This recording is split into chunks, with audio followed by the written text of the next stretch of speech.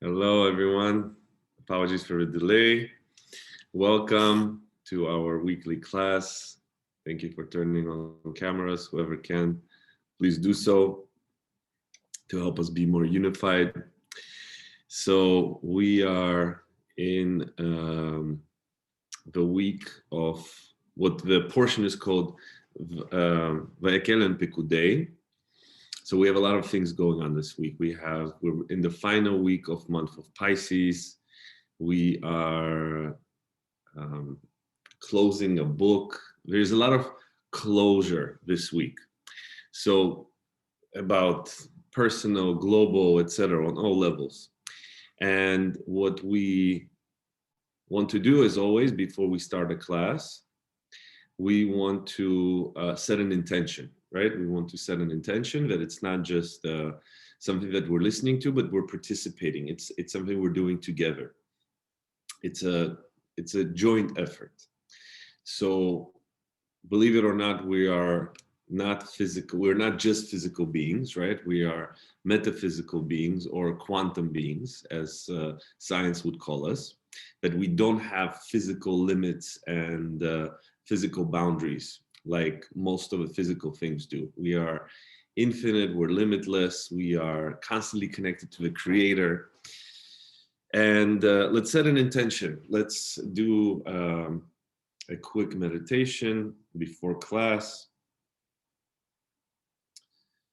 You want to close your eyes, be relaxed. Try to focus on breathing through your abdomen. Don't use your upper body.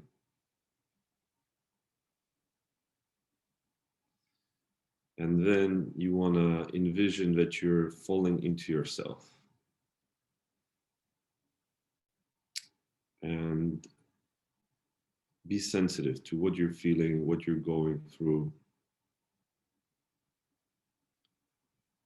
what kind of emotions are coming to you, what kind of emotions came to you already so far this week. What does the idea of letting go mean for you? What does the idea of setting boundaries mean to you?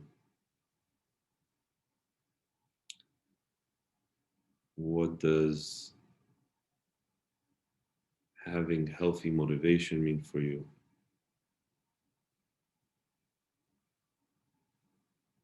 And what is true for you? What is your truth?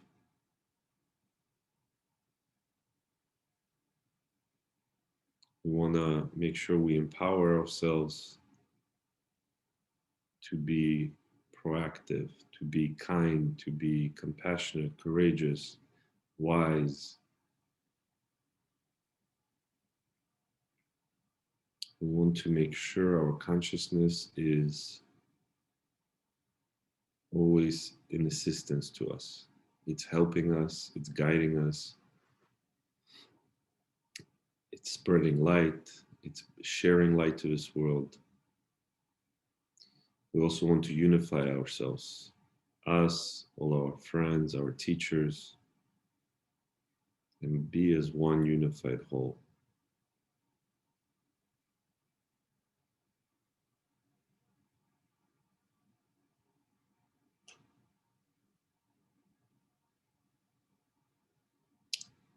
And whenever you're ready, just open your eyes.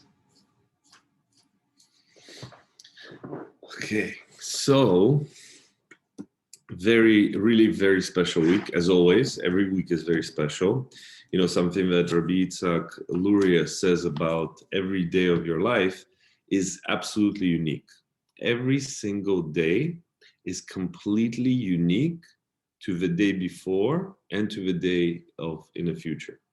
So every single day presents some sort of an opportunity, an amazing opportunity that is not comparable to anything that you had or will have. So obviously it gives us a lot of appreciation. That's a first step, right? You appreciate the fact that, wow, something unique is happening today that never happened before and that will never happen in the future. That's pretty incredible. And the portion of the week, so there's many things happening. So the portion of the weeks are very interesting. They're actually kind of repetitive to portions that we had before. It's about the construction of the tabernacle, about the clothing of the high priest, and etc. So there isn't so much new. The only difference in this week's portion to the previous weeks is the involvement, the people that are involved. And this time, the building does not involve what's called Erev Rav, or mixed multitude. That's what they're called. Or basically people, I remember, if you remember, we talked about them. It's people that went after the Israelites because that was the cool thing that was happening. That was the flashy thing. And in the beginning, they must be included in order for us to reach what Kabbalists are basically working towards. Is called the end of global tikkun, right? That's the mission of the Kabbalah Center. The mission of and purpose of the wisdom of Kabbalah is to bring an end to pain and suffering completely. That's the whole goal, right? It's not, the Kabbalists are not just like, oh, let me have a better life and that's it. Oh, let me improve my relationship and that's it. Let me have a better job, just like a small fixture. However, there's many people that come to the center that, study Kabbalah and they benefit from it a lot, and they have a small improvement in their life. And maybe that was it for them at that point. However, a Kabbalist is someone who is constantly striving for the better, constantly striving, never settled, never satisfied, satiated, but never satisfied. You always want more. And that's something that the sign of Pisces is not necessarily very good with. Pisces are usually more or less happy with what they get. They can be content. They can become very content. And we want to this week to learn to not be satisfied with little, not be satisfied with what we have, to be satisfied, to be craving for more, to say, oh, whatever it is that I have, I want more of that. I want better, and I want endless. I don't want it to be limited. I don't want it to be limited just for, whatever makes me happy, right? Like, remember last week we talked about the mold, right? We're making molds of things that make us happy.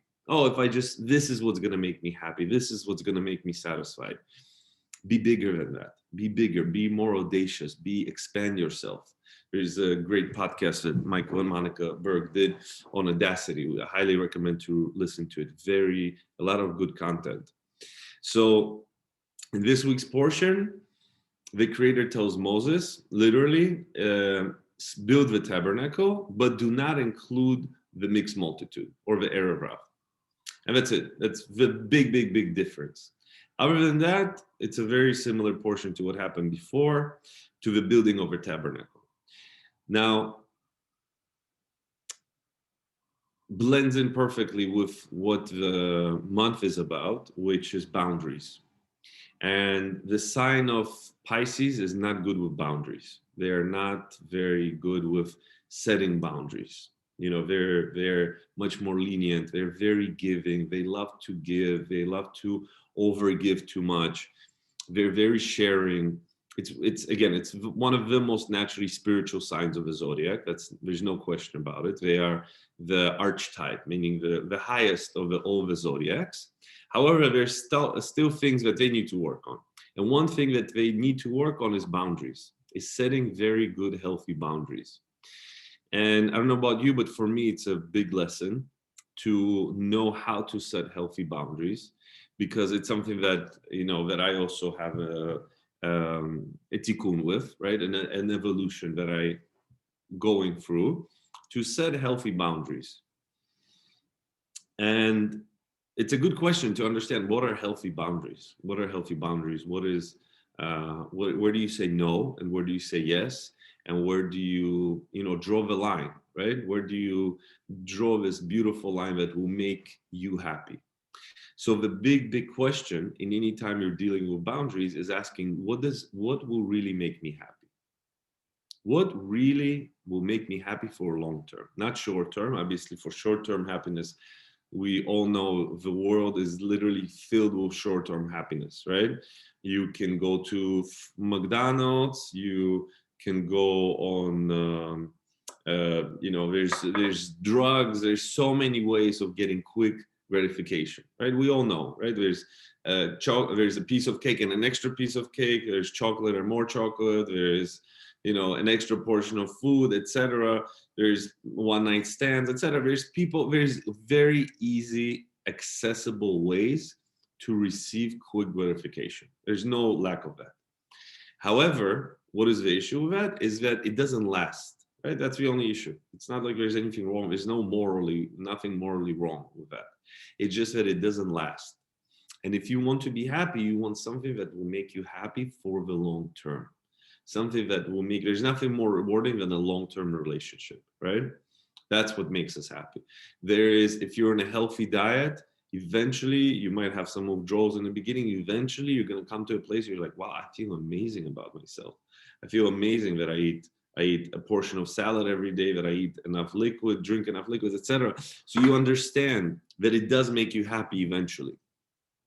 However, there's so much toxicity in the world, right? From relationships, from people, even friends can be toxic. Even some friends are, at some point, they might be toxic to you, right? In school, we all love to be, not all, but there was a glamour thing to be with people that are cool, right? That are bad.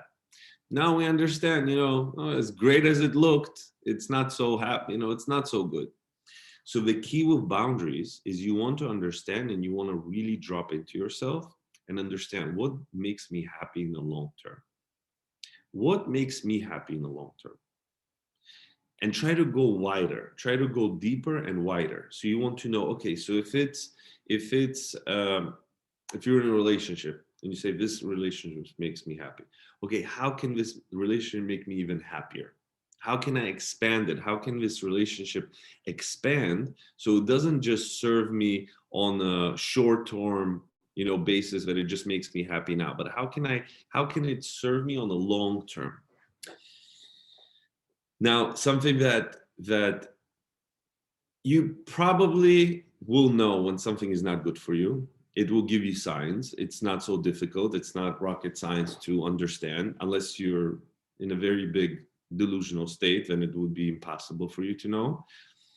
What's called a double decree. There's decrees, what's called the decrees in the upper worlds. When a person can, like, for example, if a person is addicted to drugs, right? A very heavy addiction to drugs. Sometimes they have a double decree, meaning they have literally no way of getting out of it. They're just stuck in that. There is a decree from the upper worlds and there's a double decree on it. So it's very hard to change. But most of the time, you're going to get signs and you're going to be guided and told, listen, this is not good for you. From whether it's your health or your friends or your loved ones, the universe will somehow come and tell you that this is not good for you. This is not good for you. You need to stop doing that. The key and the secret to that is to be open, is to be open-minded, to be open to messages, to be open and to tell the creator, give me messages. Give me messages. How can I be in a better, healthier state? Where, like the Rav used to say, why was the Rav so much about immortality and so much healing? The Rav used to meditate and focus on healing so much. Healing the body, healing other people it still is a very big thing in the center. Because we're in constant state of decay, really. Like, I'm sorry to bring it up, but we're all you want it or not, but the body, unless you do something about it, it's not something that lasts forever. It's literally an art. There's so many people now that are focused on how to make the body younger, how to make it last longer, etc. Obviously, the main component is consciousness. It's not going to take it away from that. You should do everything physically, but at the end of the day, you need to understand if your consciousness is not healthy, it doesn't matter what you do physically. It's not going to work. Always to be curious also. Always to be curious in a way that you are not closed off and like, oh, I know everything. I know how that works. I know what that is. Be in a state that I don't know. Try to tell yourself even. The Rabbi Berg used to say very often, the best thing you should say a few times a day is, I don't know. especially to things that you're 100% sure of.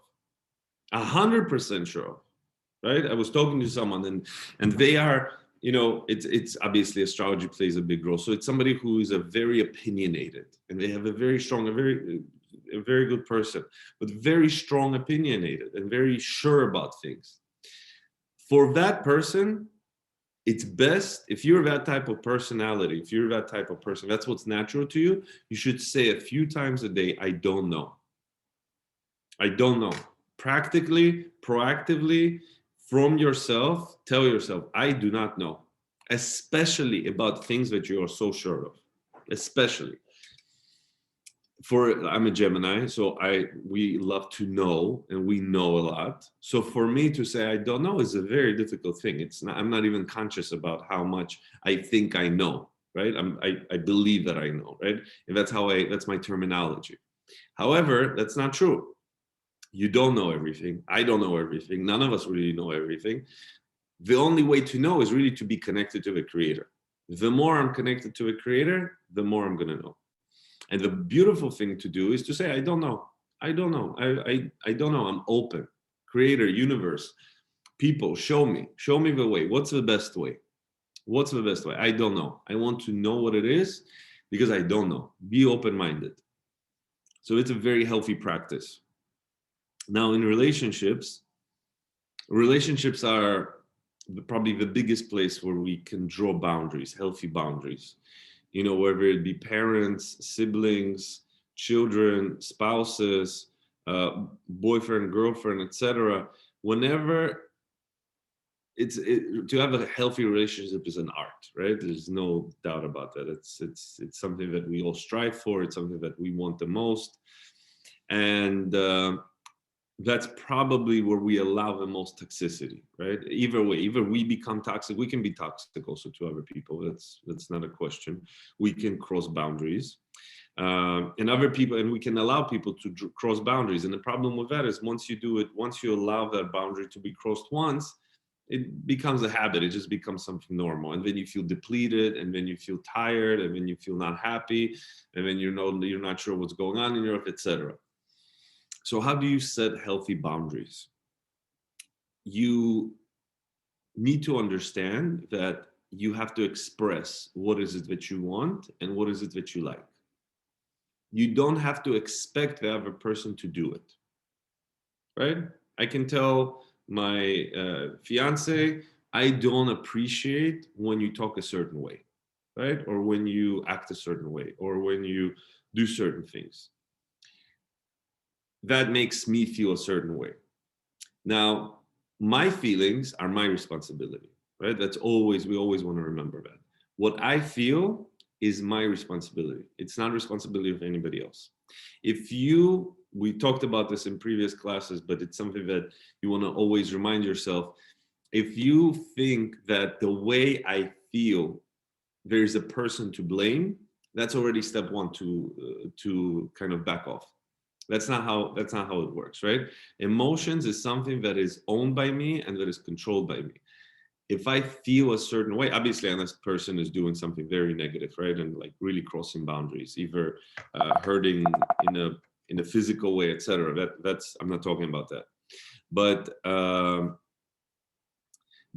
you want to understand that the way I feel is not connected necessarily to a person. You want to express it. Maybe they can help you find the reason why, right? But you don't want to involve the other person so much in it. You want to understand, okay, if I'm feeling this way, that means it's my responsibility. It means I'm the one who's responsible. In a friendship, in any other relationship, feelings are something that the more you take governance over it, the more you understand that it's something in my total control, the better it's going to be for you. The more I point fingers, the more I'm going to lose. As simple as that, right? That's something that we can, it's probably something that we work on every day to master, right? It's never about the other person. It doesn't matter what they did. They could have said a negative word. They could have disrespected you. They could have acted in a way that you don't like. If you feel a certain way, it does not mean that that person meant it that way, right? Everyone has a different perspective. Everyone has a different perspective. Everyone has a different purpose right? So you want to understand that my emotions are governed by me. However, if a person is totally disrespecting all your emotions, all your requests, all your desires, not taking any input into what it is that you like, then it might be a sign that you need to draw some better boundaries, that you need to have some better, draw the boundary line more outward and tell them, listen, I don't appreciate it. I don't like how you do that. I don't like how you handle this. I think you can handle it in a much better way. And I would appreciate if you do it a certain way. Communication is a key. Communication is an art. Relationship is an art. Everything, all these things are an art. The key thing is always to remember restriction, right? Is to remember what the Rav Berg taught, that you want to apply a restriction into every area of your life. And before you do anything, before you eat something, before you talk to someone, before you communicate with someone, make sure you check in, you restrict from that desire and say, okay, what's really best for me? What's really best for me? What's really best for me right now? Ask yourself. For example, I love food. I love eating. And for me to restrict food and eating is a very big deal. Very big deal. Even as simple as it sounds, it's a very big deal for me. So lately, it's a big effort. But before I consume something, I ask myself, I ask my body, I ask myself, I ask my soul, is this really better for me? Is it going to elevate me, or is it just I'm a child and that needs to be, eat a candy and that's it? And it's beautiful that I'm sensing what is really better for me. My body is talking to me, right? My body knows what is better for me. Do I have to eat every time I'm hungry? No. Do I have to eat everything that is in my availability inside? No, right? It's not going to make me happy, even though it makes you happy at that moment. Do I have to say everything that's on my mind? No. Do I have to, yeah, do I have to say everything that's on my mind? No. Do I have to say everything that's on my mind the way I want to say it? Also, no. Right? How is it going to be helpful? How is it going to contribute? How's it? Wait 5 seconds. The Rav used to love to say the word rega, which means wait in Hebrew. Wait 5 seconds. Wait 5 seconds. Think about it. Process it. Is it going to add value? Are you being sensitive to the other person?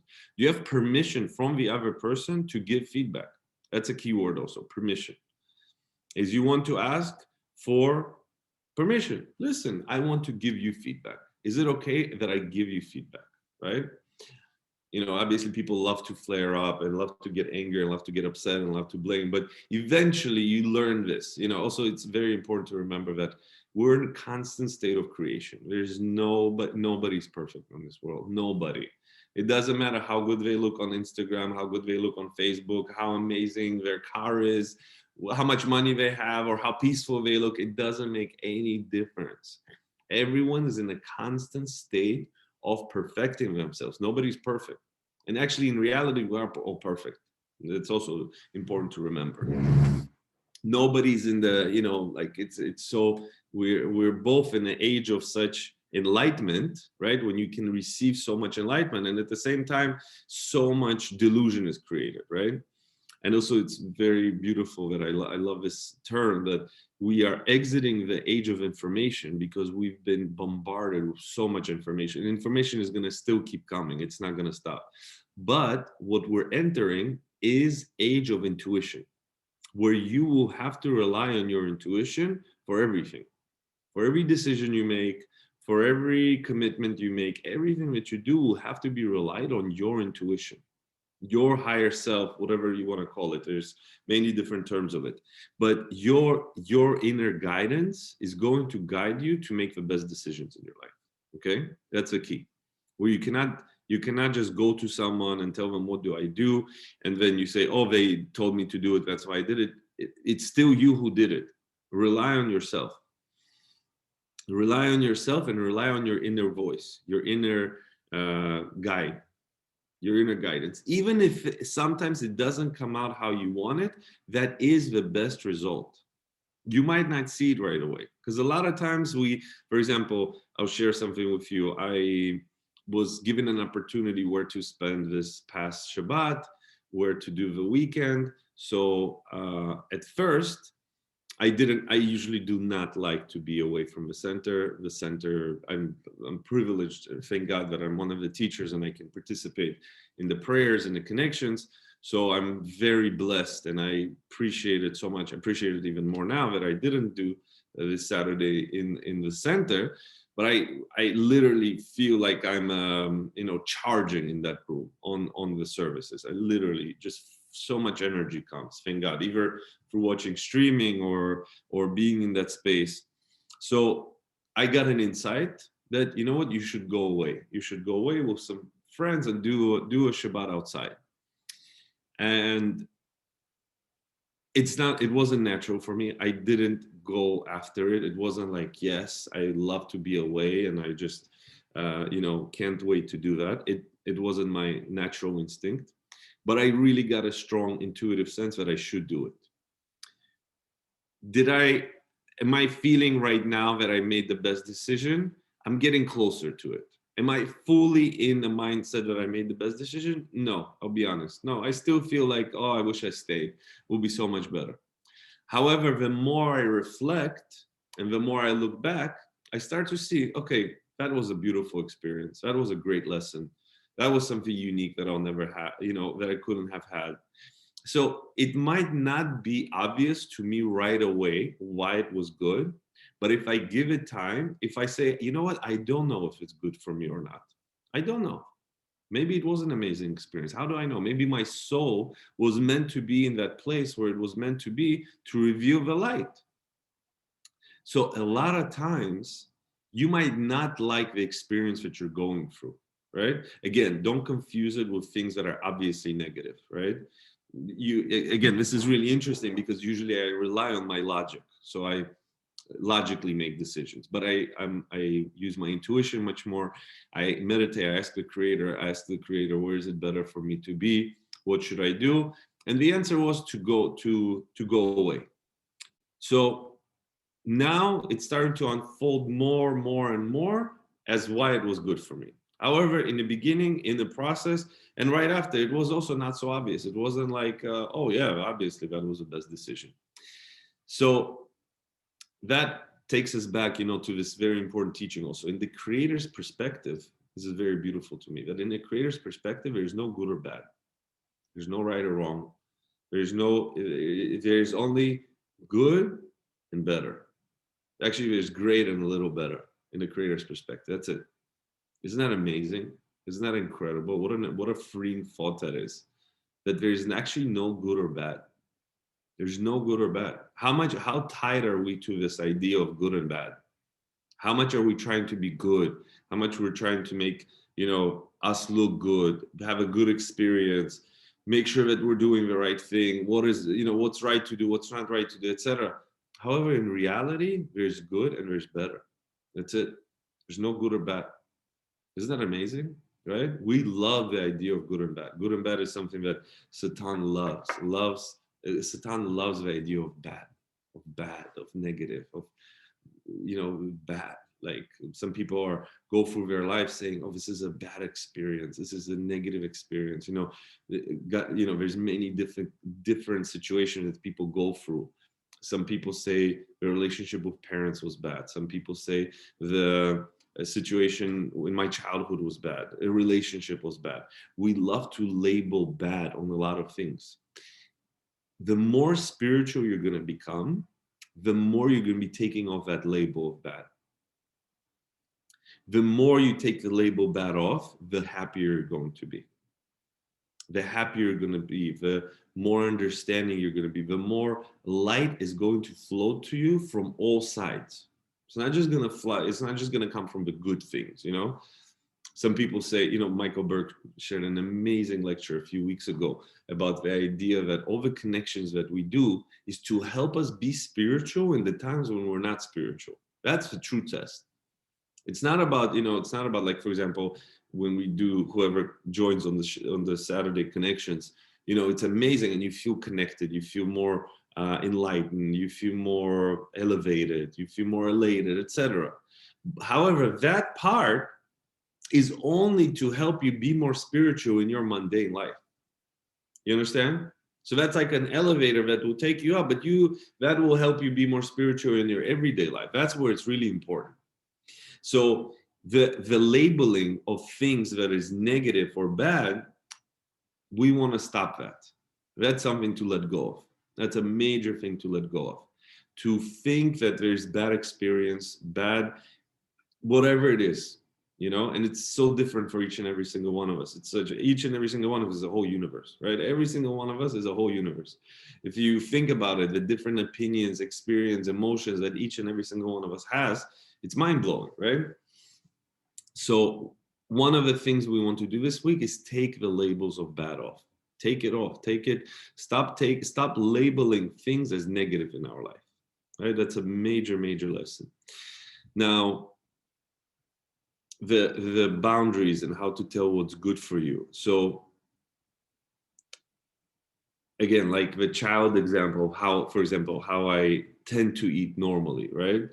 I had a belief also that I worked on. I did the theta meditation, tikkun healing meditation on myself about it. And I found out that I can't survive without food. So I might have had a past life where food was very scarce and I needed to find food in order to survive, right? So I had a belief that it was actually very interesting. I can survive without oxygen. I can survive without water, which is, it's fine. Like I'm not gonna starve or suffocate myself, but it wasn't, I'm not running after those things as much. But my belief was I cannot survive without food.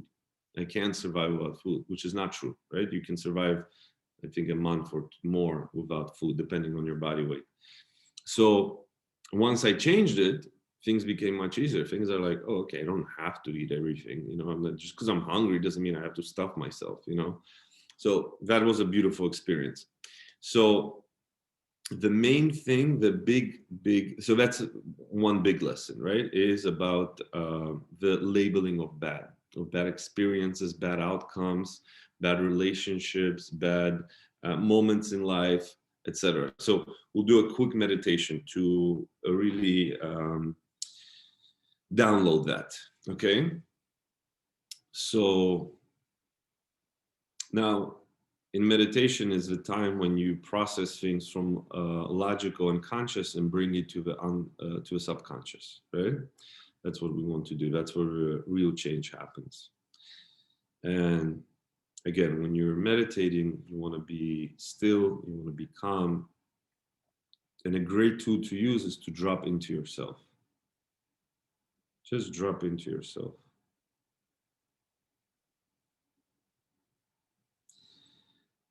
And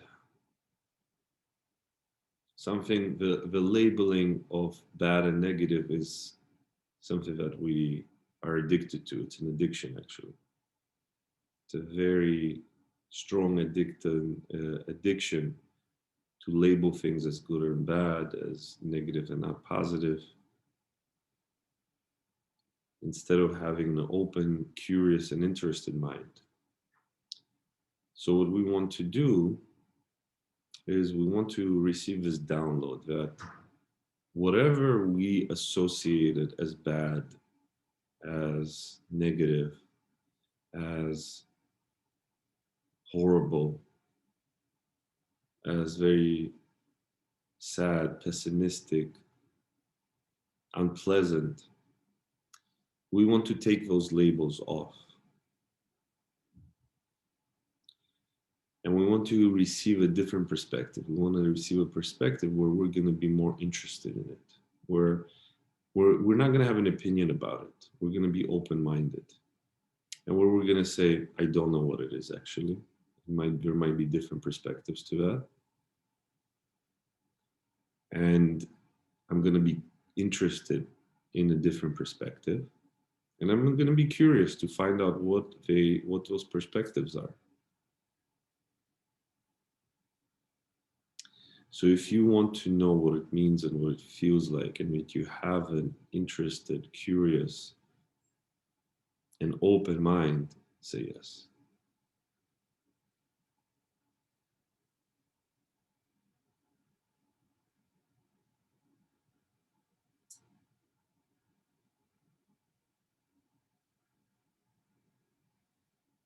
And just The feeling is you want to be feeling very light. You want like this heavy burden of having to label things as good or bad to be taken off from you. And understand there is good and there's better. Very simple. So much easier. So much more relaxing. I wonder what's good and I wonder what's better for me. And that's it. No good or bad. No right or wrong. Just good and better. Okay. So that was a quick meditation. Now, so that's part one of this week. Part one is boundaries. Again, the universe we're in a very positive month, by the way, just so everybody knows, we're in a very, astrologically, spiritually, etc. Everything is moving forward. There's a lot of forward motion. There's a lot of motion of freedom. There's a lot of, we're in a step of preparation for what's called Passover or Pesach Kabbalistically. And it's going to be here any minute. Literally, it's less than 3 weeks away. And it's a huge cosmic event. And that's why this month, specifically the month of Pisces, has a lot of special connections to help us prepare for Passover, for Pesach. Now, we're going to get more into it in the upcoming weeks. Next week, we're going to be in the new month of Nisan or Aries already. Next month we're going to begin the sign of war, the sign of leadership, the pioneers. So we want to soak up everything that the month of Pisces has for us. This deep, deep intuition, this deep, deep sense of knowing things. You're not even it's not about just feeling it and having an intuitive sense. It's like your intuition is your knowledge right now. You really want to amplify it. We know that most successful people in relationships, in health, and in business, the most powerful way to make the best decision is your intuition. That's the best way. The most powerful way to make the best decision is your intuition. That's a given. Pisces is a very compassionate sign, very kind, very giving, very understanding, very forgiving.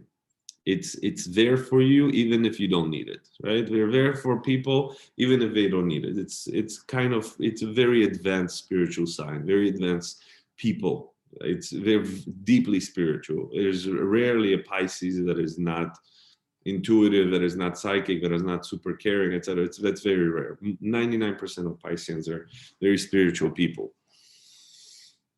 including people that have moon in Pisces, etc. But we're in the process of moving forward, in a process of going to Aries now. So we have a lot of letting go to do also, because we're about to start a new year. This Sunday is actually the beginning of a new Kabbalistic year. So it's very exciting, right? We're kind of in December. It's almost like December 25th or 26th right now. This is the energy that you want to be feeling, right? We might not have it consciously because for us, we're just in March, but spiritually, we come into a very big closure.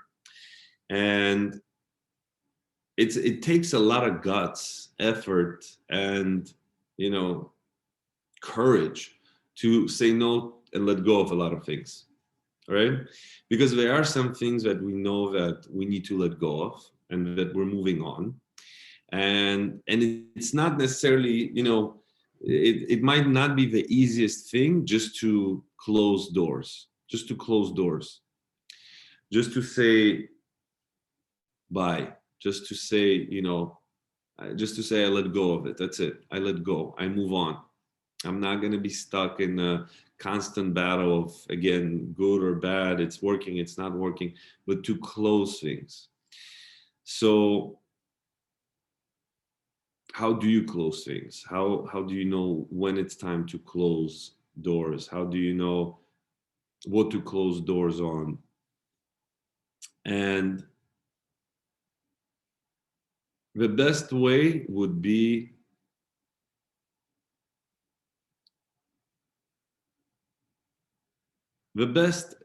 one of the best things that we can say bye to is the feeling that it's hard to forgive ourselves. Because one of the best qualities of a sign of Pisces is forgiveness. They're very forgiving sign.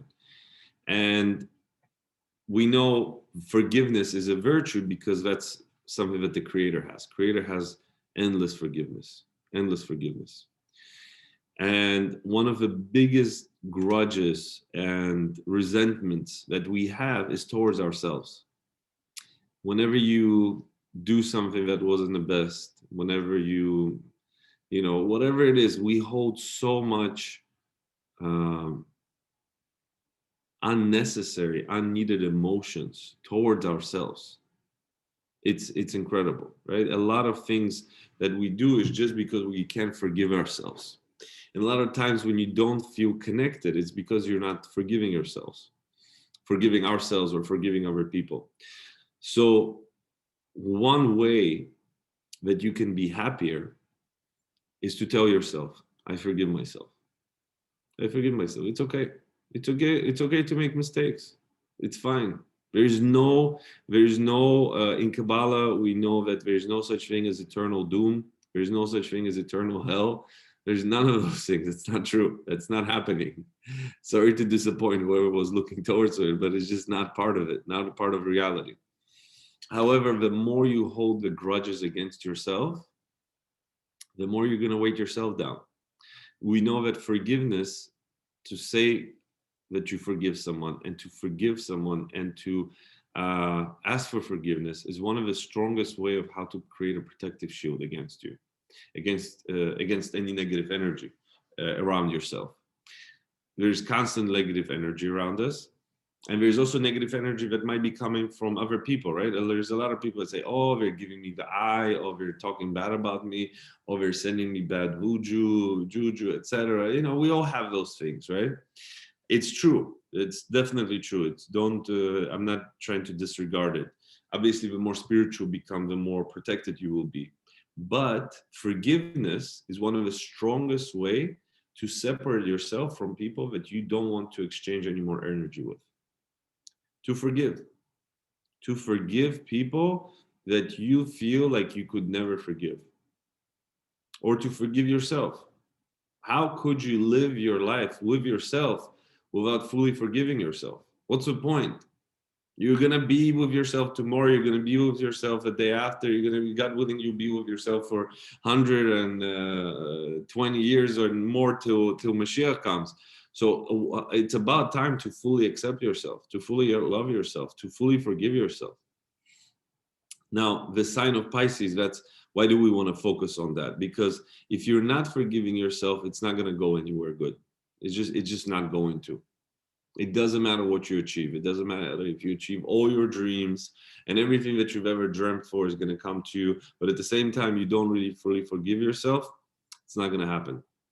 We know from last week's story, last week's was the golden calf. And one of the main lessons from that story is that the Israelites did the golden calf. They participated in it. And the creator said, okay, big deal. Let's move on. The next day, the creator was ready, forgave. What was the problem? The Israelites are like, no, we were guilty. We have shame. We have guilt. We did this. We did that. So they were holding themselves hostage in their own feeling of guilt and shame, with the creator having no need for that. I saw someone ask a question. I'll get to it in a second. So you need to be very self-forgiving. Very self. For example, for me, I experienced this weekend. Whatever. I'm still learning from it, etc. However, if I'm gonna be feeling that I'm not forgiving myself for doing that, that's just gonna create more blockages for me. If I did whatever it is that didn't really serve me in the long term, if I think that I did something wrong, again, I'm labeling it bad, and I'm also not gonna forgive myself. You're just literally stumping yourself, like beating yourself. Forgive yourself. I was thinking about it for myself. That's why I'm sharing it, and it's all connected, obviously, with portion with a month. If you can't forgive, like what are you doing? What is this ego? What is this pride? What is this this appointing yourself as a judge that knows what's right and wrong, and to tell you that this was bad, or with other people, right? If someone did something negative to you, take ownership for it. Okay, it's fine. Forgive them. Let them go. Why do you want to hold on to them? Why do you want to keep them hostage and yourself hostage in this situation of blaming them, blaming you, blame whatever? Let it go. It's time to move on. That's it. It doesn't serve you. It never will. It never did. Not letting go, not forgiving is not a virtue. Forgiveness is a virtue. You want to be in a state of forgiveness. So it's a beautiful balance. So at the same time, have healthy boundaries, and at the same time, forgive also. Right? Because there's a lot of people that we can say they hurt us. A lot of people, right? I'm sure we can all come up with lists of people who hurt us, who we gave trust to, and then they didn't return it, and they did something opposite. Right? There's no that feeling is very intense, right? When you trust, and then the person doesn't return or betrays you. What could be more difficult? Very difficult experience, right? Very difficult emotions, because you trust them, you appoint them, you give them trust, you say, I trust you, and then they, literally feels like somebody's stabbing you, right? Very difficult feeling, very not an easy feeling to let go. However, it's very doable, and we're all worth it. We're all much more worth of forgiving than holding a grudge, holding the pain and the trauma and the saying, oh, they did this. And no, stop that dialogue, stop that talk. Don't even go there. Literally, really be strict with yourself. Demand from yourself that you do not allow to talk about it that experience or those people in a bad way. Just that's it. Just be very strict. Be very direct. I don't want to do that. I don't want to participate in that. And that's it. So it's definitely time to forgive. It's so time to forgive. You literally want to be forgiving all week long. Forgive, complete forgiveness. Does a parent hold grudges against their kid? Maybe some do, I'm not saying all parents are perfect. However, ideally, a parent always forgives. A parent will never, even if they're on the outside holding a grudge, it's deep inside in their heart, they are forgiving.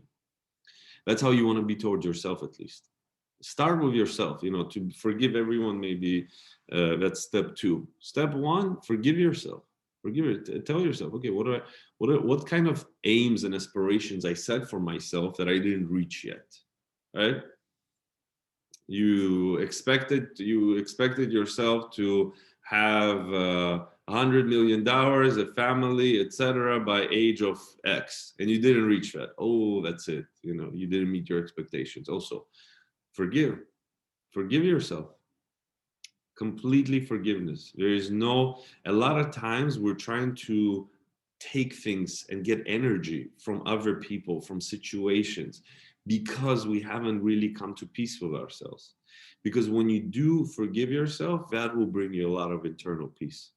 That will bring you a lot of internal calm. That's like, okay, I can breathe now. I can exist. It's fine. It's completely fine.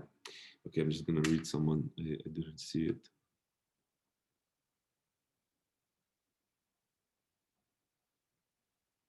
Okay, very good question. So it's easy to say, thank you, Diana. I appreciate that. It's easy to say forgive on the surface. It's easier than to do it on the subconscious. There's things that keep popping up here and there. So how to forgive radically and completely? That's from Marina. That's a great question. So how do you forgive radically? So again, forgiveness and virtues, we're in spirituality, you are in an art. There is an art of like in martial arts, you develop abilities, right? So we've all seen martial arts movies, right? You practice many times and you become a master of it, right? You practice sword and you become a master of sword. You become a master of a certain practice, etc. So in spirituality, what we are aiming towards is become masters of virtues. There's many different positive virtues that a spiritual person can have. And what you are aiming to develop is different virtues. So there's many different main virtues, right? For example, in the wisdom of Kabbalah, you develop a lot of wisdom because that's what we are focusing on, right? Whenever we study, your wisdom amplifies. Your wisdom becomes increased. You are wiser. You're wiser now than you were an hour ago. You want it or not, doesn't matter. You are wiser than you were an hour ago when we started this class. I'm wiser. We all are. The whole world is wiser. So there's many different attributes that we develop. One of it, an incredibly important one, is being of service or volunteering, right?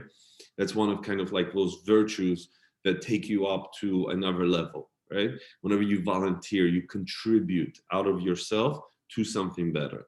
Now, forgiveness is another attribute. It's something that you keep practicing. It's keep practicing. And the more you do it, the better you're going to become at it.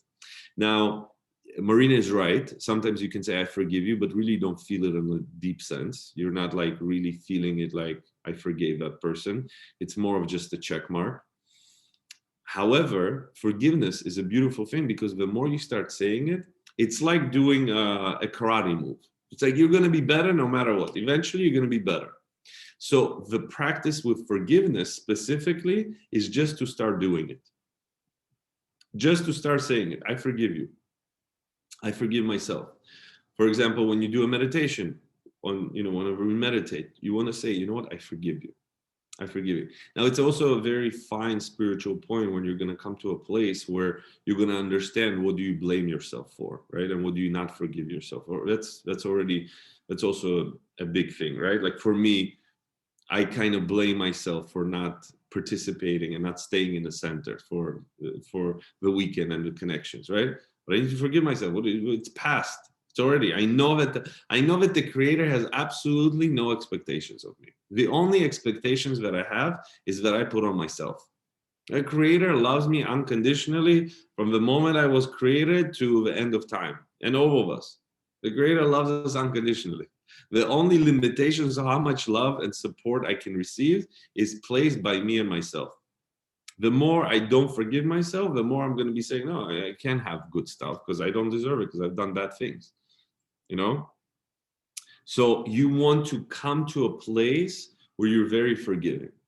Start with people on the outside also. The three main relationships that we have, just so you know, this is something that we're constantly working on. You have a relationship with the light, with the Creator. You have a relationship with yourself, and you have a relationship with your partner. Or if you don't have a partner yet, it's people around you. It could be parents, the closest ones to you. So you want to make sure you forgive your parents fully. You fully forgive them. You fully forgive them. If you don't know what you're blaming them for not just parents, but anyone, do the meditation of dropping in. Drop into yourself. Literally close your eyes, drop into yourself and say, okay, what am I blaming this person for? What am I blaming this individual for? What am I blaming myself for? What did I do wrong? What is this bad that I did, right? Like what horrendous act did you do? What could you have done that is so bad, right? There's nothing really bad. So the more you're able to forgive, the happier you're going to be and the more connected to the Creator you're going to be. The more it's just as easy as that. The more I forgive, the more happiness, the more connection, the more peace, the more joy I'm going to experience in my life. And the more I do that, the happier and the better my life will be. My life will be happier. My life will be more content. I'm going to feel better about my decisions, about everything in my life. Okay, just going to read more comments.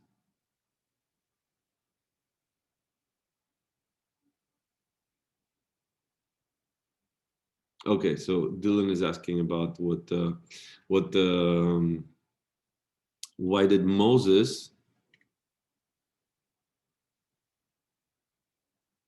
So that's a great point. The God's judgment, right? Like we hear this term, and And it's a lot of times, if you read the Bible, there's a lot of times God gets angry, God gets upset. It sounds like he's a pretty moody individual, right? And very egocentric. Like, you do something wrong, I get pissed, right? Like a boss or something, or like a parent, right? So whenever we read the word creator or God, we don't read the word creator in the Bible. It's only, there's many terms Kabbalistically, right? That's why it's like creator has many names of how this endless energy comes down. Now, the creator set up this world as a system to help us achieve our tikkun, which is to remove our bread of shame, right? To remove the bread of shame, to be the causes in our life, right? That's a big, big, big picture. And he made it with certain fuses that whenever we step way too much out of line, it's going to hit you. That's what's God's judgment. So God's judgment is not that the creator is like, sitting there, he's sitting on his throne, sipping champagne, and his angel comes and says, "Did you see what Michael Ocher did? Oh my God, he did such a bad thing. You should send a light bulb to him," and the guy was like, "Oh my God, yeah, he deserves it," and it sends a light bulb. No, it's obviously not how it works. But there's a system in the universe. There's laws in this universe. That's what we're studying, right? And one of the laws in this universe is that whenever you step too much out of line, out of your own tikkun, it's going to be a little bit like electric shock. And like, what's happening? What's going on? So that's what God's judgment is. But however, there is no, that's why it's very good to ask questions. And that's why the more you study, the more you understand that whenever those terms are used, it doesn't necessarily mean directly God's judgment or something like that. It just means the laws of this universe, right? So that's important. That's a great question. If I forgive something or someone by using my conscience, why is this still painful feeling about the experience? That's a great question. So whenever you have an experience, for sure, whenever you have an experience that isn't easy for you to, Kelly, raise your hand 1 second. So whenever there's an experience that it's hard to move on from, right? There's everyone has experiences, very rare, maybe 0.01% of people on this earth do not have any experience that they're like, oh my God, that wasn't fair. Like, why did that happen to me, right? Everyone. So forgiveness, the more you're going to start saying, I forgive, the more you're going to start moving on. Imagine it as like a rock, right? If we all saw those, I don't know if you've seen those videos, after, if water hits a rock for 5 years, it's certain erosion, 10 more erosion, 20 more erosion. So in spirituality, it's also the same. You need to keep hitting it. You need to crack it more in order to get to the core of it. One way, an essential way, is to practice forgiveness. You have to practice forgiveness to anyone and everyone. The other one is to understand, okay, what was the spiritual lesson of that experience? If you look at big picture of everything came to you in order to teach you some sort of a lesson, some sort of an experience, some sort of a lesson. What did that teach you? Let it out, let it go. Ask a question, don't try to answer it. That's the biggest mistake that we do in spirituality. You ask a question and you try to answer it, right? Ask a question and completely let it go. Ask a question. You should be asking questions constantly. The more questions you ask, the better. That's spirituality. That's how you build wisdom. However, you ask and you don't try to find the answers. You don't try to find the answer. That's the best way. You just keep asking, what's the meaning of it? I wonder what it means. I wonder what was the good in it. To say about a painful experience, I wonder what was good about it, that's like, some people go through literally lifetimes without having the ability to ask that question. You have a difficult relationship in your life. You have a difficult relationship with your parent that you've been having a very long time.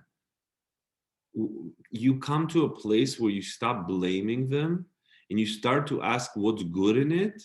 That's revolution. The fact that you're open to hearing this, that's already revolution. Most of the world lives in an archaic state where you're blaming the parent, you're blaming the other person, you're blaming the spouse, and extremes. Obviously, there's people that go through very extreme situations, right? Of very intense experiences. To come to a place to say, why is this good for me, is a huge step. So appreciate that. Make sure you acknowledge yourself, that you appreciate the fact that you come to that. Also, being in a state of vulnerability. That's another beauty of the sign of Pisces. Being in a state where you're comfortable to talk about how you feel. That's it. I'm in the process. Spiritually, if you want to grow, you want to constantly be finding out your Satan, right? You constantly want to find out your Satan. So I'm finding out. I found out some amazing things about my Satan, what my Satan tells me, and what I actually fully believe in. So one of the funniest things that I found, and by the way, I found it for reading my chart. I have a Libra rising. So if you have a Libra rising, listen up. This will affect you very much also. So apparently a Libra rising loves to blame their spouse for anything. So this is a real experience. I'm driving and something happens that I really didn't like. And my immediate response was to blame my girlfriend for it. It was such nonsense. I'm like, oh, it's probably her fault that it happened. I'm like, and I'm thinking, like, what do you even think? Are you insane? Like, are you nuts? Like, it's such an insane thing. But it took me time to finally fully understand that that's my Satan. Now, the great thing about it is that you want to expose it. Don't keep it inside. Talk about it more. It's completely ridiculous. It's completely nuts. But I told so many people about it. I literally told everyone, this is how I think. Can you imagine? This is what my Satan tells me. It became so much easier for me to be aware of it and to restrict it. I can't tell you. It's just incredible. So the more you discover about yourself, about your Satan, be open, be vulnerable about it, right? Vulnerability is probably another incredible feature of the Pisces sign. Pisces are just so great at being vulnerable, right? So you also want to be vulnerable. Be open. Be open. What hurts you? What upsets you? Don't expect, the key is again, that don't expect the other person to solve your issues. If you're in a relationship and you're being vulnerable, don't expect them to be your doctor. That's not what they're there for. They can give you advice. You need to be your own doctor. You can get advice, you can hear messages, you can read messages, but it's you who needs to do the action. You can't have other people heal you constantly. You need to be the one. So that's my amazing revelation that I had. And by the way, the real amazing revelation was more about sharing it, was not keeping it inside. It was like, oh my God, that's so ridiculous. That's so stupid. And I could have been like, oh, just keep it inside, don't tell anyone. Why would you tell anyone, etc. But I was like, you know what? I literally told, I was looking for more people who I could tell. Now I'm telling you, all of you, so hopefully it will be much weaker. But that's a great thing that, you don't need to be, you don't, and when I was telling, obviously most of my friends are Kabbalah teachers, so it was, first of all, hilarious, right? Because it's so ridiculous. So it made us all laugh, right? But also it wasn't like I needed advice. It's not like I needed, oh, help me. Like, what do I do with this situation? What do I do with this? No, it was obvious. It was just like literally Satan, and hopefully I'll go deeper in it and find out more, right? Maybe I blame or put too much on my partner, on my girlfriend. That's why I'm expecting a lot from it. Could be many different things, but the more I expose it out into the light, the less influence it has on me. Okay, so that's the power of vulnerability, of being open, of being. One of my friends, amazing teachers, etc., he's like an example of vulnerability. Literally can talk about any emotion, any feeling that he's going through. I'm just like I literally feel like everything is just up for open. It's just like, wow. But that's an amazing ability, and that makes you also so much more comfortable and free about yourself, right? Imagine you being comfortable sharing with whatever is happening inside you. You're not like idol worshiping. It's like, oh my God, if I could tell this to someone, that would be amazing. Just being open about it, just not caring, being so comfortable with yourself. Again, forgiving and being so comfortable with yourself, just being ridiculously comfortable with yourself. It's not something natural that's in Pisces, but that's something that they can get to. An evolved Pisces is going to be very comfortable in their own skin, in their own presence. Nothing will be like, oh, horrible. Everything will be comfortable. Everything will be happy. Everything will be, more relaxed. So vulnerability is great when you don't blame. Don't forget that. That's very important. You don't want to put high expectations from people that that they're going to solve your problems or tell you that it's okay or say no. You just want to be open. You just want to be vulnerable. Obviously, the better, obviously pick the people that will be more welcoming. If you have a Pisces in your life, be vulnerable with them, not just with anyone. But again, don't expect. Just appreciate the experience where you can share, open up, and share what's on your heart, share what's on your mind, share what's on your emotions. And again, the experience is more important than there's no need to look for an outcome that somebody's gonna like solve your issues. Just being open about it is already amazing. Okay. So that's it. We're ending the month of Pisces. We're ending the year. It's incredible. It's such an amazing opportunity. Practically, I would like to tell you that it's a new moon and it's a new year. So if you really want to take it all the way, is to make New Year resolutions, to make some resolutions that you want to achieve in the next 3-4 months. In the next 3-4 months, write down your resolutions, your goals. What do I want to achieve? What do I want to accomplish? What are crazy things that I want to do in my life? How do I want to feel? What kind of an emotional space I want to be in the next 3 months until we go to the next, the next 6 months, half a year.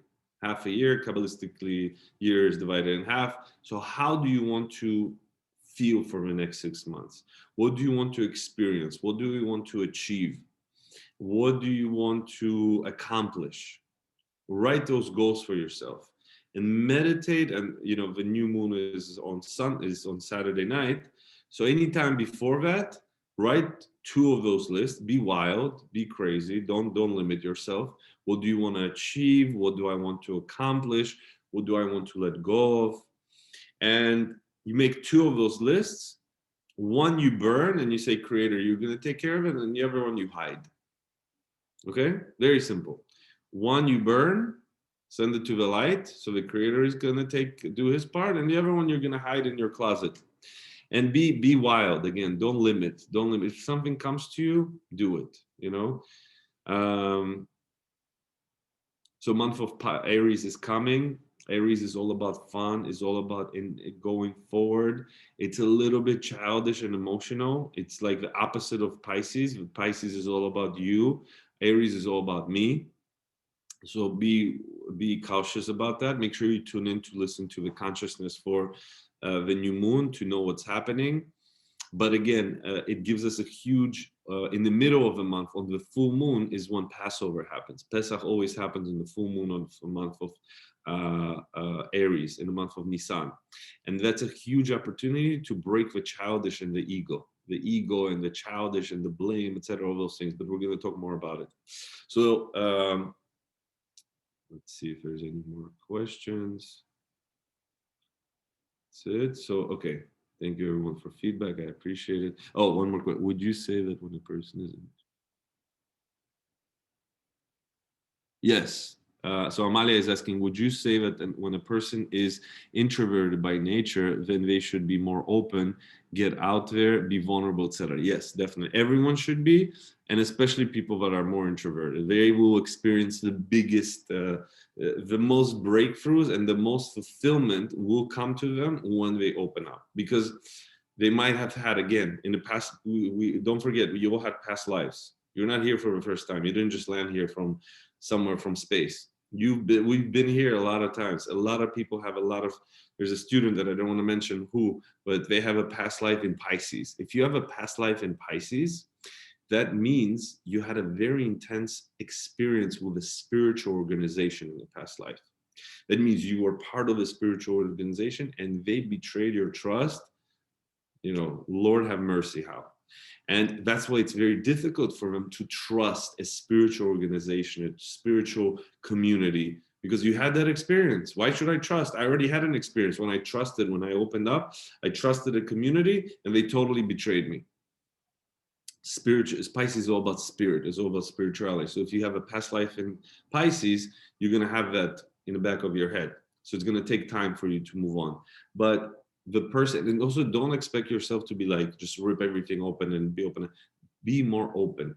For example, using the word feel is good. For some people, it's natural. For the Cancer, Scorpio, and Pisces, they're naturally all about feelings. For the more of the logical ones, it's hard to use. So use the word I feel. Just very simple. Very simple. And take small steps. Or just be open to the idea. It's also big. Okay, everyone, let's do a quick meditation. Let's internalize what we've learned. Let's bring it down to our consciousness more. So again, you want to envision yourself, be surrounded by light, be surrounded by the Creator. In total connection with the light. You always want to remember the Creator is part of everything, in everything, and everything comes from the Creator. There's nothing bigger, more powerful than the light force of the Creator. That's a true reality.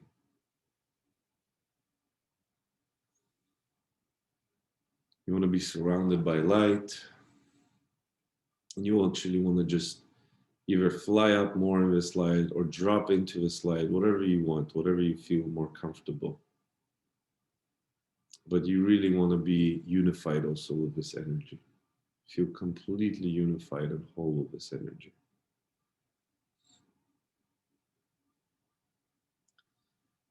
And we want to ask the Creator that the light we generated from this class will bring blessings into our life, will give us the strength, the wisdom, the understanding to move on,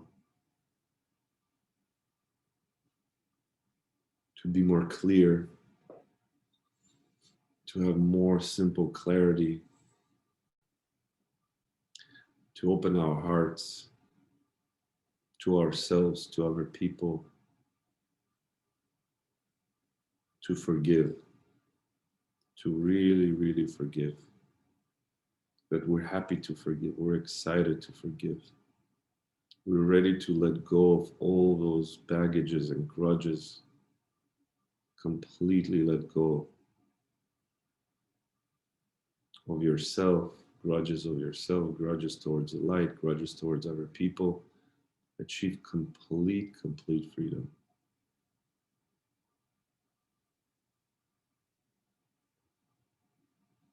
And try to feel this energy of forgiveness go through your entire body, from the very top of your head, entering your skull, your mind, your brain, your head, your throat, your chest, your hands, your abdomen, your spine,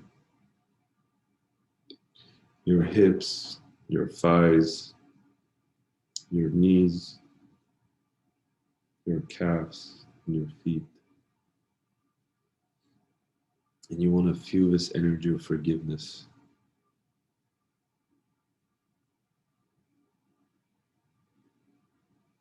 And you want to tell yourself, I forgive myself. I completely forgive myself.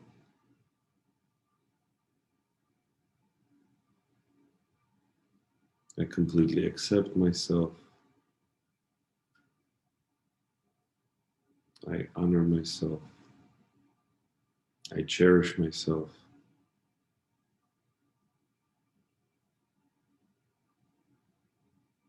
I know how to let go of old baggage. I know how to move on in my life.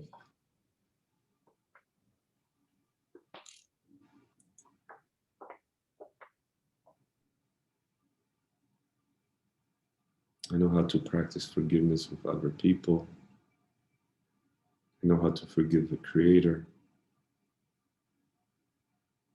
I know how to forgive my loved ones. I know how to forgive my parents.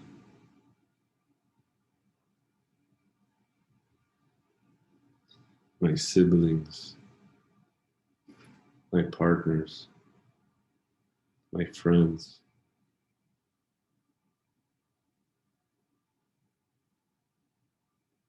I know how to forgive society.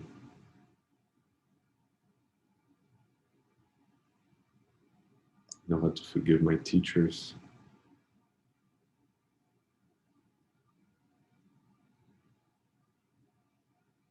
I know how to practice forgiveness on every level of my existence.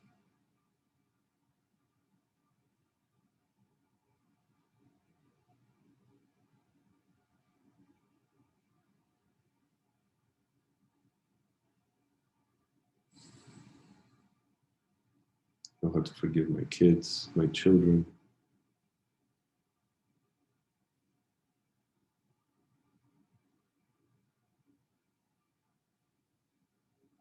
I know how to forgive my heart.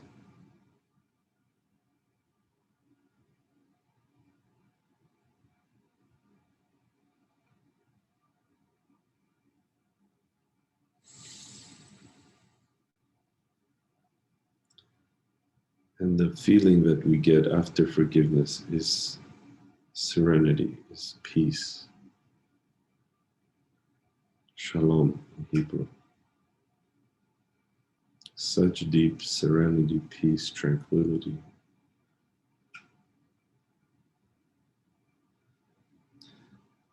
There's nothing to get upset about. There's no one to blame.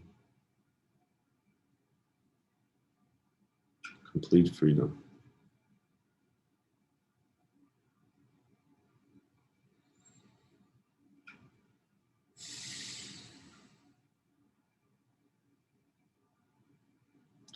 And we want to ask the Creator to really internalize this, to make this consciousness a part of us for all existence. That we are forgiving people. We know when, how to forgive others, to practice forgiveness.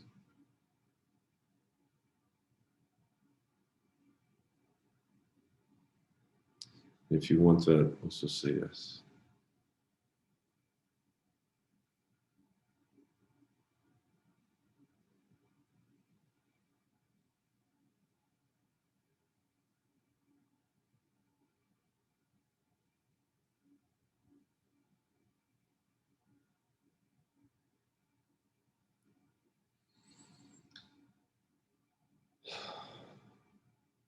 And you want to take a deep breath.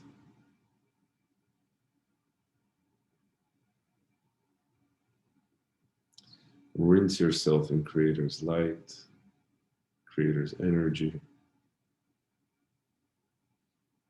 Fill yourself up with more light and open your eyes.